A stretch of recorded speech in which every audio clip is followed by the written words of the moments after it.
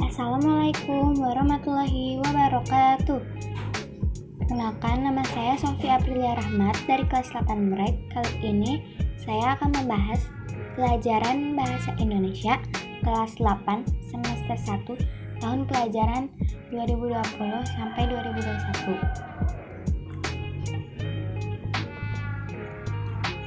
Materi yang akan dibahas: pertama, teks berita; kedua, teks iklan, slogan, dan poster; ketiga, teks puisi; keempat, literasi. Teks berita. Pengertian berita.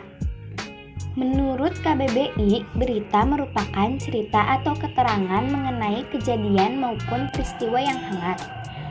Menurut Neil M. Shinela, berita adalah gabungan fakta dan peristiwa-peristiwa yang menimbulkan perhatian atau kepentingan bagi para pembaca surat kabar yang memuatnya. Hal yang perlu diperhatikan saat menerima informasi berita: pertama, judul yang provokatif dan sensasional; kedua, periksa alamat situs web; ketiga, periksa sumber berita; keempat, periksa keaslian foto; kelima, periksa iklan. Jenis media berita. Berita ini ada di majalah, radio, koran, televisi, dan internet. Unsur-unsur berita itu ada adik Simba. A itu apa, di itu di mana, K itu kemana, si itu siapa, M itu mengapa, ba itu bagaimana. Contoh adik Simba. Tulung Agung gugus tugas percepatan penanganan COVID-19 Kabupaten Tulung Agung memberitahukan bahwa tingkat kesembuhan pasien yang terinfeksi virus mengalami peningkatan sebesar 98%. Hingga berita ini ditulis Rabu 15 Juli 2020. Jumlah pasien yang diawasi hanya tersisa 2 pasien saja. Selama ini, pasien yang didikan positif corona dikarantina di Rusun Nawa, yaitu Tulung Agung. Sebelumnya, jumlah suspek positif corona mencapai 240 orang yang berasal dari 18 kecamatan. Dari jumlah tersebut, 235 diantaranya sudah sembuh dan meninggal 3 orang. Struktur berita. Ada judul berita, kepala, paragraf pembuka yang memuat intisari berita paling menarik, yaitu berisi poin adik Simba; tubuh, isi uraian lengkap yang menjelaskan seluruh unsur adik Simba; ekor, penutup yang berupa simpulan atau penegasan ulang. Langkah-langkah menyimpulkan berita. Pertama, menyimak atau membaca berita. Kedua, mencatat pokok adik Simba. Ketiga, menyampaikan kembali secara lengkap dan ringkas berdasarkan pokok-pokok adik Simba berita. Kebahasan teks berita. Penggunaan bahasa bersifat standar atau baku.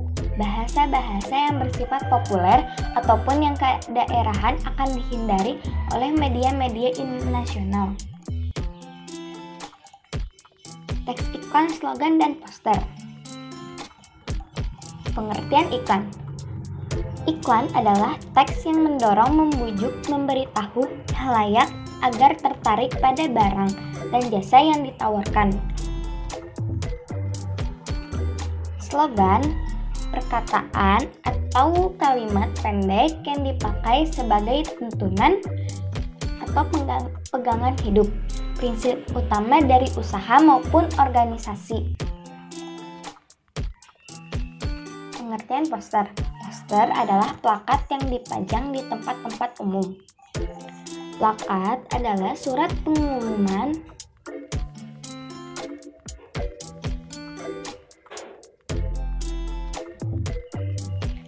Plakat adalah surat pengumuman berupa gambar atau tulisan yang ditempelkan di tempat-tempat umum. Perbedaannya, iklan memadukan unsur gambar dengan kata-kata, unsur gerak, dan suara. Slogan mengutamakan unsur kata-kata. Poster mengutamakan kekuatan gambar dan kata-kata yang dipajang di tempat-tempat umum. Unsur pembentuk iklan, slogan, dan poster. Sumber adalah pemasang iklan yang berinisiatif menyandang dana dari suatu iklan. Kedua, pesan adalah informasi yang disampaikan.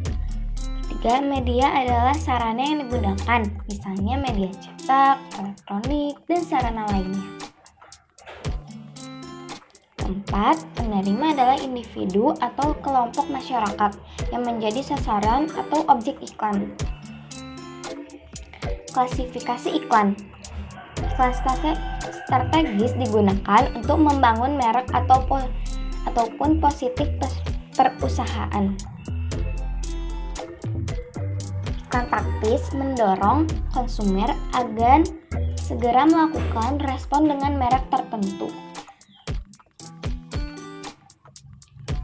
Teks puisi. Pengertian puisi. Puisi merupakan jenis karya sastra yang berbentuk singkat, berisi kata-kata yang indah.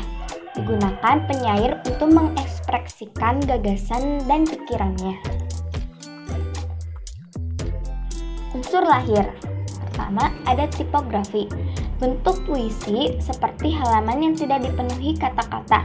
Hal ini berhubungan dengan pengaturan baris yang tidak selalu dimulai dengan huruf kapital dan diakhiri dengan tanda titik. Kedua, diksi, yaitu pemilihan kata-kata yang digunakan oleh penyair dalam puisinya. Kata-kata dalam puisi terkesan lebih sedikit dari karya sastra lainnya, namun memiliki makna yang mendalam. Contohnya, kapal, ombak, sampah biru, pohon kelapa, pasir, matahari terbenam, ikan, air, putri duyung, angin, kerang, perahu, mutiara, pedagang, nelayan, labuhan, plankton, cemara, burung, dan lain-lain. Ketiga, imaji adalah kata yang mengungkapkan pengalaman indrawi, penglihatan, pendengaran, dan perasaan. Contohnya, sepi menyanyi malam dalam mendoa, tiba meriak muka air kolam jiwa. Selanjutnya, kata konkret. Kata konkret merupakan kata memungkinkan munculnya imaji karena dapat ditangkap indera yang berhubungan dengan kiasan atau lambang. Contohnya, lapangan sepak bola memiliki arti luas dan besar. Senja memiliki arti kehangatan dan kebersamaan.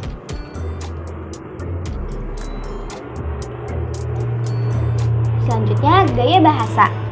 Gaya bahasa merupakan penggunaan bahasa dengan menghidupkan atau meningkat efek serta menimbulkan konotasi dengan bahasa memancarkan banyak makna. Contohnya, majas metafora menunjukkan adanya perbandingan. Contoh kata majas metafora: anak emas, buah bibir, buah tangan. Rima atau irama adalah persamaan bunyi puisi baik di awal, tengah, maupun akhir. Contohnya, Indonesia tanah airku, tanah tumpah darahku, di sanalah aku digusur dari tanah leluhur. Contoh puisi. Contoh puisi judulnya Canda Tawa. Pagi hari, kau menyambutku dengan senyuman. Kau selalu membuatku tersenyum dengan tingkah lakumu. Senyumanmu indah bagaikan bunga bermekaran, hingga tak terhitung indahnya senyummu. Tawa riangmu selalu menghibur diriku, walaupun kau sedang sedih, kau tetap menghibur diriku. Canda tawamu selalu mengisi hari-hariku. tawariamu selalu di hatiku. Selanjutnya, unsur batin. Tema atau makna merupakan hal yang paling dalam sebuah puisi memiliki kesan arti. 2. Rasa sebuah sikap dari penyair mengenai pokok permasalahan yang berbeda dalam puisi. 3. Nada merupakan suara dari sikap yang diungkapkan oleh penyair kepada pembacanya.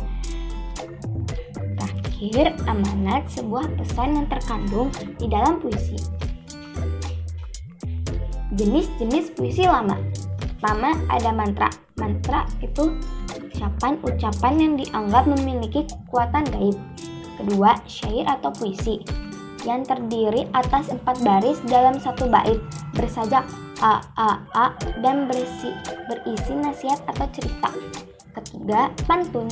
Jenis puisi bersifat bersajak ab atau a dan terdiri atas 4 baris dalam tiap bait dengan 8 atau sampai 12 suku kata. Baris 1 baris 1-2 dinamakan sampiran dan baris 3-4 dinamakan isi. Contohnya, mantra, gelang-geling, si gali-gali, alukut kepala tadi, air susu kerah asalmu jadi aku sapa tidak berbunyi. Kedua, syair puisi. Pada zaman dahulu, kala tersebut sudah cerita sebuah negeri yang amat sentosa, dipimpin sang raja dan bijaksana. Ketiga, pantun. Kalau ada jarum patah, jangan dimasukkan ke dalam peti. Kalau ada kataku yang salah, jangan dimasukkan ke dalam hati. Jenis-jenis puisi modern. Pertama, himne. Puisi pujaan yang ditunjukkan untuk Tuhan, pahlawan, dan tanah air. Kedua, romansa. Puisi yang berisi luapan perasaan cinta dan kasih sayang. Ketiga, elegi. Puisi tentang kesedihan. Hal penting dalam membaca puisi. Pertama, pelafalan. Kedua, intonasi dan tempo. Ketiga, sikap. Keempat, mimik dan gestur. Kelima, volume suara. Keenam, kelancaran dan kecepatan. Terakhir, literasi. Pengertian fiksi dan non-fiksi. Fiksi atau rekaan menggunakan imajinasi sebagai sumber pengembang ide atau gagasan. Kedua, buku non-fiksi atau fakta, menyajikan kejadian sebenarnya berdasarkan pendapat atau ulasan sang penulis. Jenis-jenis buku fiksi dan non-fiksi. Buku fiksi ada buku cerita anak, dongeng, cerpen, fabel, dan komik. Buku non-fiksi ada buku pelajaran, ensiklopedia, jurnal, esai, dokumenter, dan biografi. Perbedaan sinopsis dan indeks. Sinopsis merupakan ringkasan atau garis besar naskah. Indeks merupakan daftar kata atau istilah penting terdapat pada bagian akhir buku. Perbedaan indeks dan glosarium. Indeks, daftar kata atau istilah penting terdapat di bagian akhir buku, tersusun berdasarkan abjad yang memberikan informasi mengenai halaman. Glosarium terdiri dari kata-kata sulit yang digunakan dalam setiap bab atau pelajaran yang disertai dengan artinya. Pengertian kata pengantar dan daftar isi. Pengantar merupakan gambaran umum tentang maksud dan tujuan penulis menyusun buku. Daftar isi buku merupakan gambaran umum tentang isi buku yang hendak dikisahkan atau dipaparkan penulis. Fungsi kata pengantar dan daftar isi. Pengantar mengantarkan pembaca kepada isi atau uraian yang terdapat dalam suatu buku. Daftar isi memudahkan menemukan halaman-halaman, bab, dan subbab bagian tertentu dalam buku. Pengertian dan fungsi daftar pusaka. Daftar pusaka, susunan tulisan di akhir karya ilmiah yang isinya berupa nama penulis, judul tulisan, penerbit, dan tahun terbit.